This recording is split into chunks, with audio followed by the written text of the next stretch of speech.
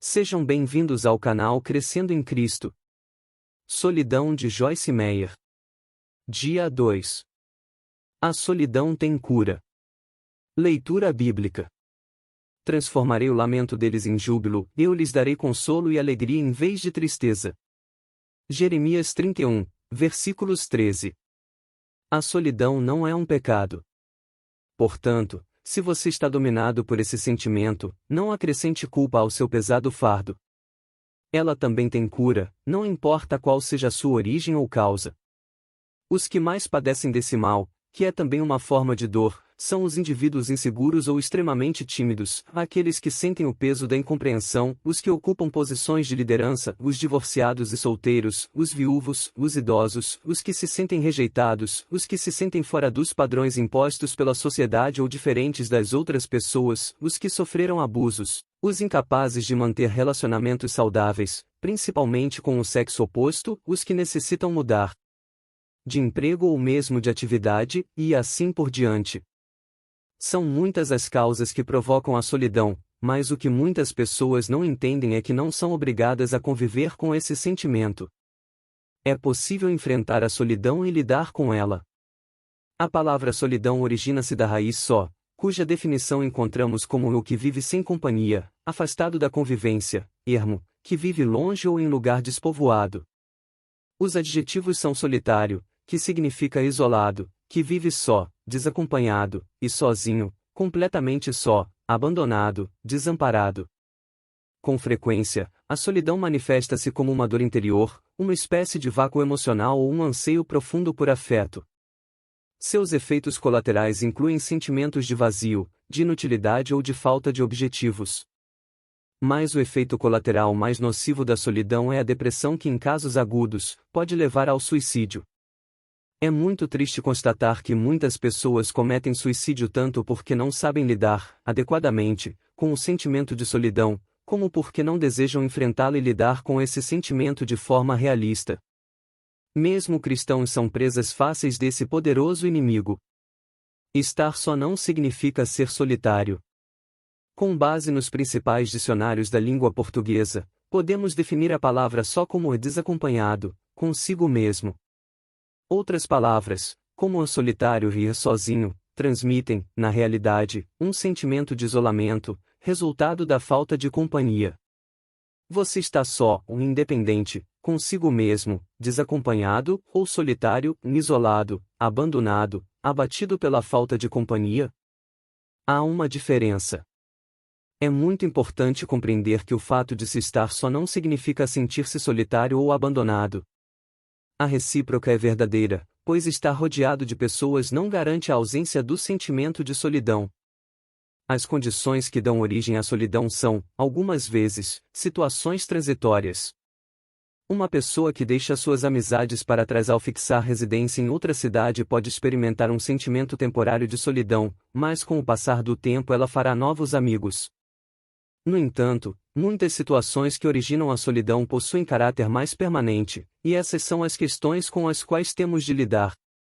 Embora nem sempre seja possível evitar estar só, nunca faltam explicações para a solidão. Solidão causada por crise ou trauma.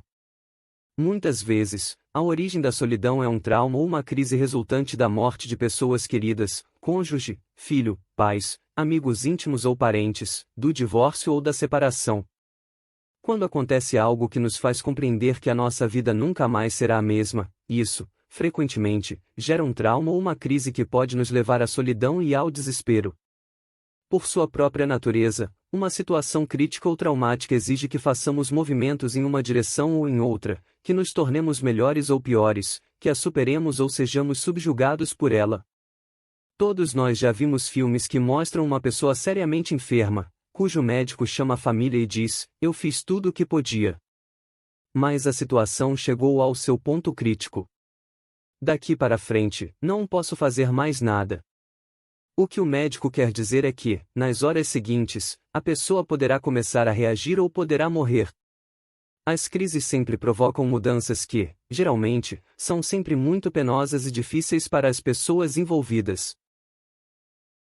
Processo da dor versus espírito da dor. A palavra dor refere-se a uma angústia mental profunda, que sucede à perda, tristeza. Sofrer significa sentir dor, ou seja, experimentar angústia mental, ser dominado pela tristeza, sentir a morte de alguém, ficar angustiado.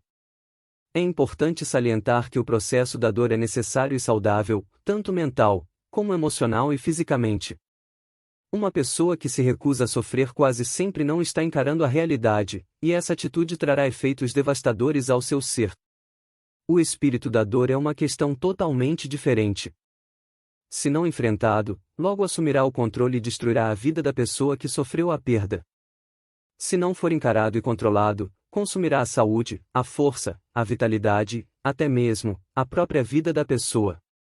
Vou dar um exemplo: uma amiga minha perdeu o filho depois de uma longa e exaustiva batalha contra a leucemia.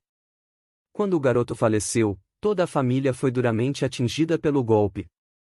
Com certeza eles teriam de passar pelo processo da dor. Entretanto, essa amiga me contou um incidente que revelou o espírito da dor. Ela disse que certo dia, estava lavando roupa e começou a pensar no filho quando de repente, sentiu como se alguma coisa a tivesse envolvido. Era algo sombrio e triste, e ela sentiu que estava quase desejando mergulhar nessa coisa. Deus lhe deu o discernimento necessário para que percebesse que era o espírito da dor tentando oprimi-la. Ela pegou uma das camisetas do filho falecido, colocou-a em torno de si e disse ao diabo que estava usando um manto de louvor. Isaías 61, versículo 3. Depois de dizer aquelas palavras, ela começou a dançar e a dizer louvores a Deus. Enquanto agia assim, percebeu que a opressão ia embora.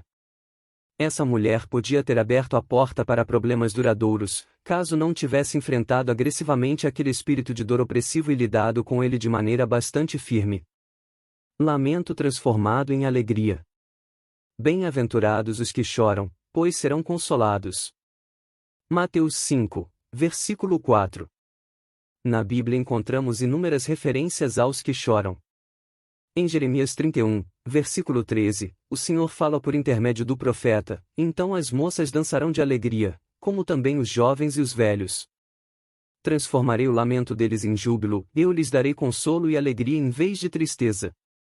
Nesse versículo, podemos ver que a vontade de Deus é confortar aqueles que choram, portanto, podemos ter certeza de que o consolo vem depois do pranto. Se o consolo não vier, então há alguma coisa errada. No livro de Isaías 61, versículos 1 ao 3, lemos estas palavras de confiança. O Espírito do Soberano, o Senhor, está sobre mim, porque o Senhor ungiu-me para levar boas notícias aos pobres. Enviou-me para cuidar dos que estão com o coração quebrantado, anunciar liberdade aos cativos e libertação das trevas aos prisioneiros, para proclamar o ano da bondade do Senhor e o dia de vingança do nosso Deus, para consolar todos os que andam tristes, e dar a todos os que choram em Sião uma bela coroa em vez de cinzas, o óleo da alegria em vez de pranto e um manto de louvor em vez de espírito deprimido. É óbvio que, a partir dos princípios tão claramente estabelecidos nesses versículos, Deus nos assegura uma restauração completa. Ele está interessado, de modo especial, naqueles que estão sofrendo e deseja restaurar sua alegria. Talvez você esteja sofrendo por causa de uma perda, mas não precisa permanecer nessa condição pelo resto de sua vida. Deus prometeu transformar o seu pranto, o seu lamento, em júbilo. Você deve agarrar-se a essa promessa enquanto estiver passando pelo necessário processo da dor. Isso lhe dará esperança com respeito ao futuro. A esperança que nos é proposta. A esperança que se retarda deixa o coração doente, mas o anseio satisfeito é árvore de vida. Provérbios 13, versículo 12. Embora a dor por causa de uma perda seja necessária e até mesmo saudável, é preciso ter muito cuidado para não cair em desespero e para não perder a esperança, pois são fardos pesados demais para se carregar. Em vez de trilhar o caminho da desesperança, preste atenção nas palavras de Davi, expressas em Salmos 27, versículos 13 e 14, apesar disso, está certeza eu tenho, viverei até ver a bondade do Senhor na terra. Espere no Senhor. Seja forte. Coragem. Espere no Senhor. Não importa o que aconteça aqui na terra, sempre há esperança em Deus. Em Hebreus 6, versículo 17, a Bíblia afirma que Deus demonstra a sua vontade em nos abençoar ao confirmar suas promessas com um juramento, para que, por meio de duas coisas imutáveis nas quais é impossível que Deus minta, sejamos firmemente encorajados, nós, que nos refugiamos nele para tomar posse da esperança proposta. A ideia prossegue no versículo 19, temos esta esperança como âncora da alma, firme e segura, a qual adentra o santuário interior, por trás do véu. A âncora do navio evita que ele fique à deriva e seja jogado de um lado para o outro durante as tempestades. A esperança faz a mesma coisa em nossa alma. Ela é como uma âncora que nos mantém no curso certo, quando somos sacudidos para a frente e para trás, para a esquerda e para a direita, pelas tormentas da vida. Talvez você não tenha essa compreensão quando está sofrendo, e a dor da perda lateja em sua alma. Mas tenha certeza e agarre-se a esta verdade: Deus o ama e Ele tem um futuro reservado a você. Deposite sua confiança e esperança nele para que seu lamento e seu pranto sejam transformados em júbilo, e você receba uma bela coroa no lugar de cinzas, mesmo quando estiver passando pelas várias etapas da dor.